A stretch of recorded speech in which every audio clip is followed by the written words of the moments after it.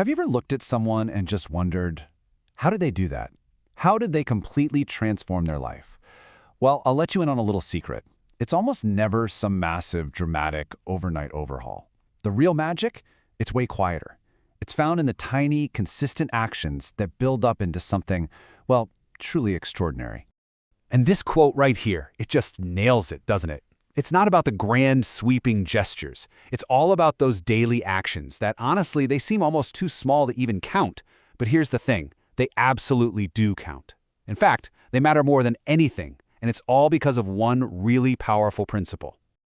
And that powerful principle is the compounding effect. The best way to think about it is like interest in a savings account. Every tiny good habit you do, that's like putting $1 in the bank. It doesn't seem like much at first, but then you get interest on that dollar, and then interest on the interest, and pretty soon those little deposits start building on each other and grow into something huge. This is the why behind everything we're about to cover. Okay, so let's get into the real engine of change here. And we need to get one thing straight from the start. The goal is not to be perfect on day one. Forget perfection. The real goal is to build something that carries you forward even when you really don't feel like it. And that powerful force is momentum. And this is such a crucial distinction to make. We always talk about getting motivated, right? But motivation, it's just a feeling. It's fleeting. It comes, it goes. One day you're on fire, the next, nothing. It's totally unreliable. Momentum, on the other hand, that's a force. It's something you build, brick by brick, with every small, consistent win. It feeds itself, and it's what actually keeps you in the game long after that initial flash of inspiration is gone. So, the big question is, how do you actually build this momentum? Where do you even start? Well, it all begins the second you wake up. Seriously, how you start your day pretty much dictates how the rest of it's gonna go. Your morning is the launch pad for everything else. And here are 3 incredibly simple, but honestly game-changing steps. First, before you do anything else, yes, even coffee, drink a glass of water. It just wakes everything up. Second, and this one is huge, make your bed. It's your first completed task, your first win of the day. And third, just take a minute to look at the plan you hopefully made the night before. This way you start the day with clarity, not chaos.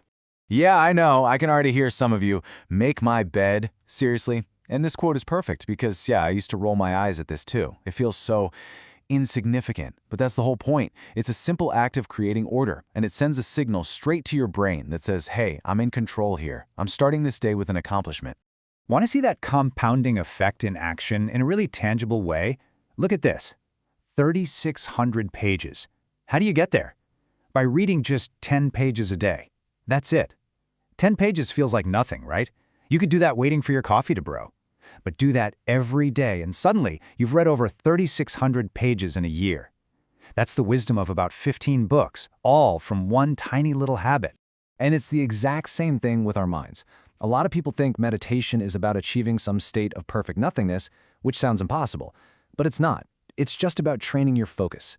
And you don't need an hour. Just 5 minutes of stillness can act as a total reset button, calming all that noise and preparing you for what's ahead. Okay, so you've started your day with a win, you've got some momentum going. Now what? How do you maintain it? Well, that's what we're getting into next. The tools and habits that help you manage your energy and your attention all day long. Right, this is the big one, the momentum killer. That feeling of knowing you should do something, but you just keep putting it off. Ugh, we all know it. So, how do you fight back? Well, the source gives us a brilliantly simple rule. It's called the 2-minute rule, and it is a total game changer. The logic is so simple. If a task comes up and it will take you less than 2 minutes to do it, just do it, immediately. No debating, no putting it on a list, just get it done. This one single habit prevents those small things from piling up and turning into an overwhelming monster. And here are a few more quick wins to keep that momentum going. Instead of a massive, scary to-do list, just set 3 small micro goals for the day. Use a timer to create focused sprints of work. Cut out 1 digital distraction, just 1 this week. Or even simpler, step outside for 10 minutes. Declutter 1 small area. These little actions can instantly reset your energy and clear your mind. So we've talked a lot about doing things, about being productive. But look, all the productivity hacks in the world don't mean a thing if your inner world is a chaotic mess. So now we're going to shift gears and focus on habits for cultivating a calm, clear mindset. This is so critical. Think about it.